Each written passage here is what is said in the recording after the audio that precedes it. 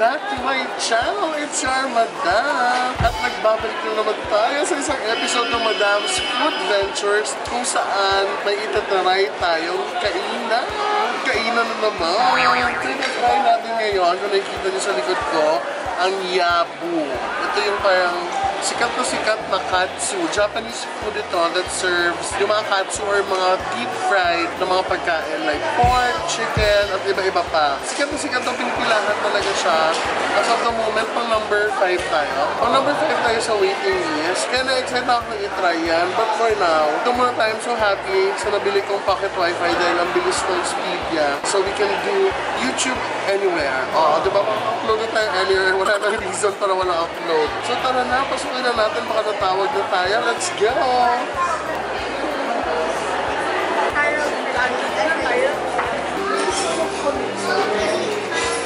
Nandito na tayo ngayon sa Yabu. Nakaupo na tayo.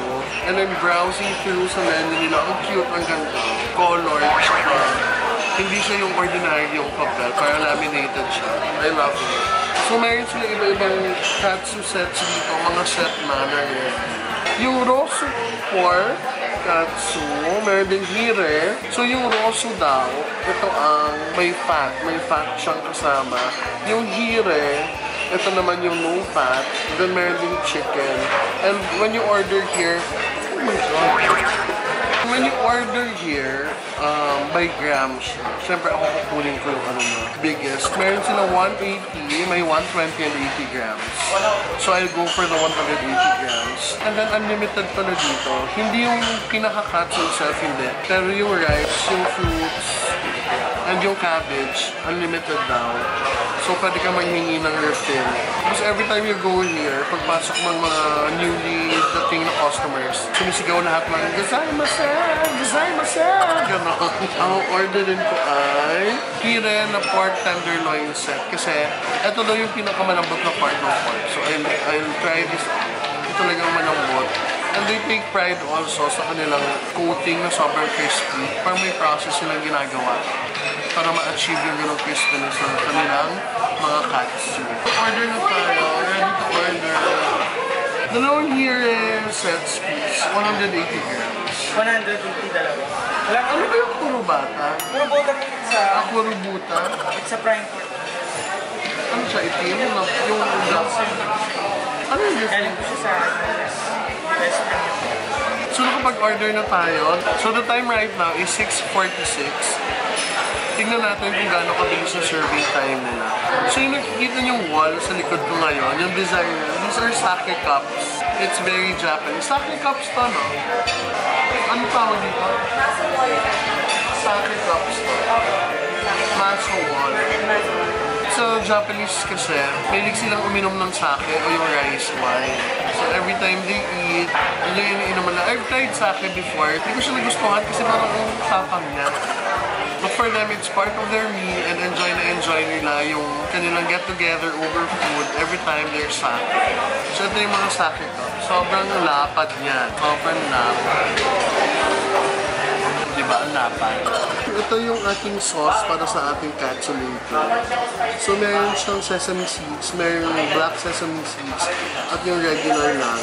And kung paano ito gawin, tinuro kanina. So kung makikita nyo dito, meron siyang parang rough edges. So designed yan para madurog mo yung sesame seeds. So ikot mo lang ito dito and magpa-pop yung mga sesame seeds. Napatanggal siya sa kanyang balat. So ayan, nadudurog yung sesame seeds and it's easier. So ang goal natin is gawin tong very fine. Kasi mas masarap to kapag very fine siya. At ang bango niya, sobrang bango niya. So yan, durugin lang natin hanggang sa ma-achieve natin yung gusto natin. Ang bango niya. Kakarating lang ni nanay, nagpagupit siya. Hi. Yung sesame seeds natin. So after that, lalagyan na natin ngayon siya ng katsu sauce. Ito na yung magiging sauce ng ating katsu later. So huwag natin masyadong damihan, huwag tayo masyadong garapal. Yung sakto lang, yung alam lang natin mauubos natin. So let's mix them well together. Nilagyan siya natin. Ang cute ng pangkuha ng sauce nila. Oh. Tapos yung tabo na maliit. Mangyala.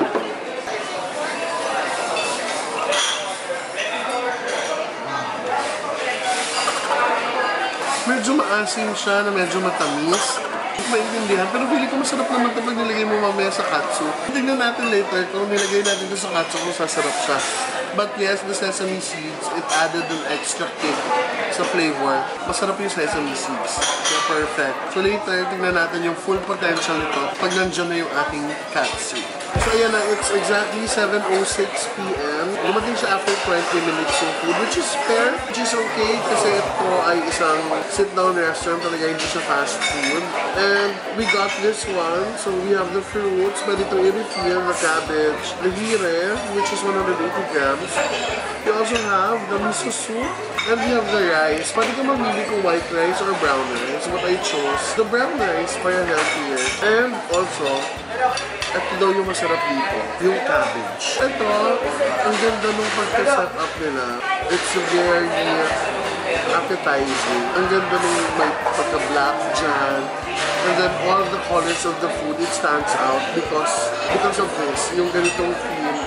Ang sarap, tsura pa lang.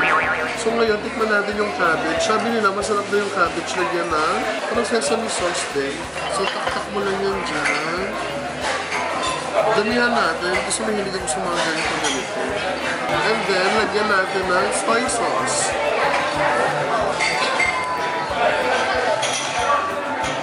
Hanggang na yan. Tingnan natin. Alam niyo yung Japanese soy sauce, iba talaga yung lasa. Hindi siya yung kagaya ng soy sauce natin. I think because yung process nila iba, or baka may iba sila hinahalo, I'm not sure. Pero hindi siya ganun katapang. So, tikman na natin to cabbage.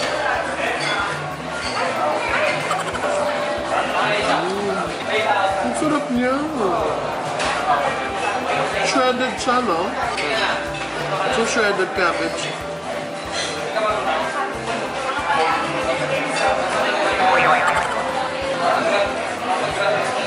I love it. Ilan yung pork? Tikman na yung pork.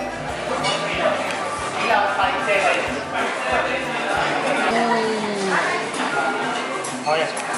Ang dami kong cabbage! So, pwede ka magpa-refill dito ng cabbage, fruit, rice, and yung soup. So, tignan natin yung soup.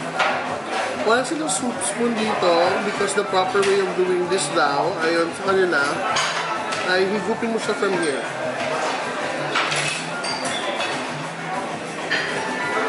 Oh, weird. Carry na. Ito talaga ata yung lasa ng miso soup. And now, punta na tayo sa part, tikman na natin. So-excited. Sobrang crispy ng bread niyo. So, sausaw natin sa ginawa nating sauce.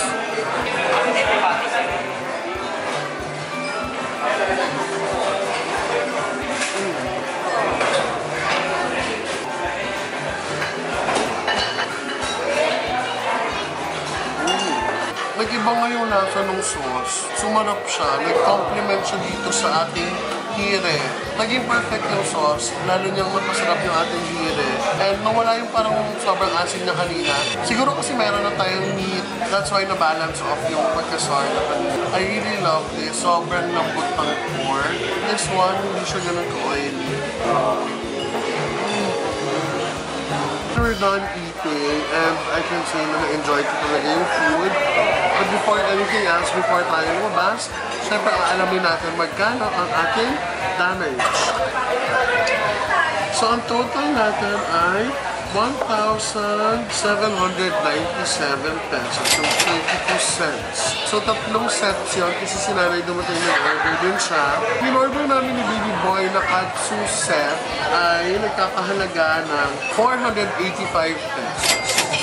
So that's for 180 grams.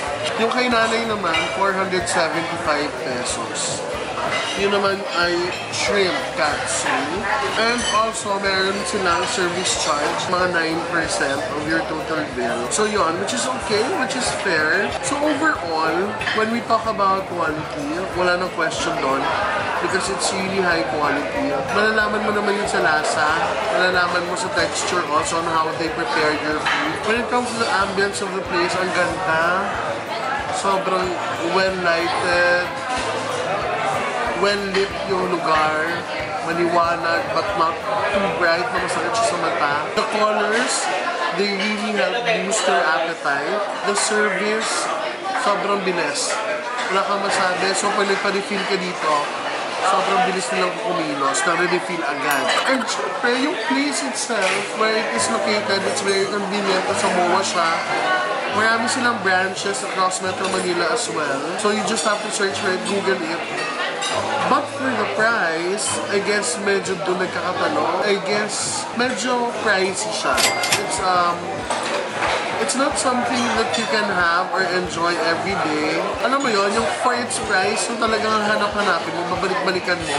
Because alam mo naman tayo, di ba? I mean, we can eat at something like this from time to time. Lalo na kung bagong sweldo or kung may occasion.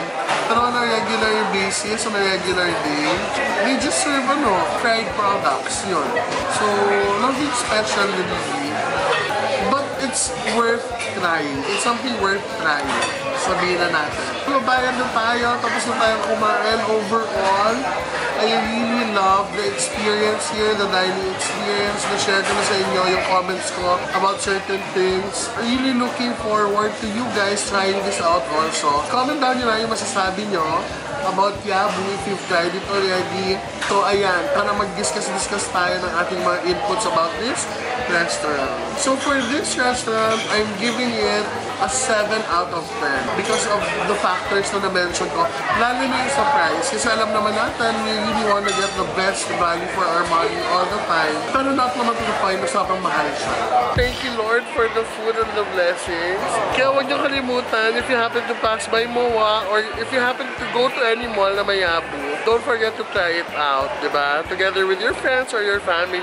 Kasi once in a while nga, okay lang naman siya kainan. It's a whole new kind of experience. Again, yun naman talaga yung binabayaran nyo most of the time when you eat out. It's the experience you get sa mga restaurants and sa quality of service, kind of service and offering that they have. Kaya ayan, maraming salamat sa pagsama sa amin. Please don't forget to like and share this video kung nagustuhan nyo. At syempre, huwag nyo na rin kalimutan mag-subscribe sa aking channel at pinutin yung notification bell para ma-update kayo sa mga uploads. Also, meron tayong Facebook page, Madam Ellie, at yung ating Instagram and Twitter at the Madam Ellie. Follow me there. Magkita-kita ulit tayo sa susunod na vlog. Ito pa rin ang inyong nag-iisang pambansang Madam Ellie. Bye!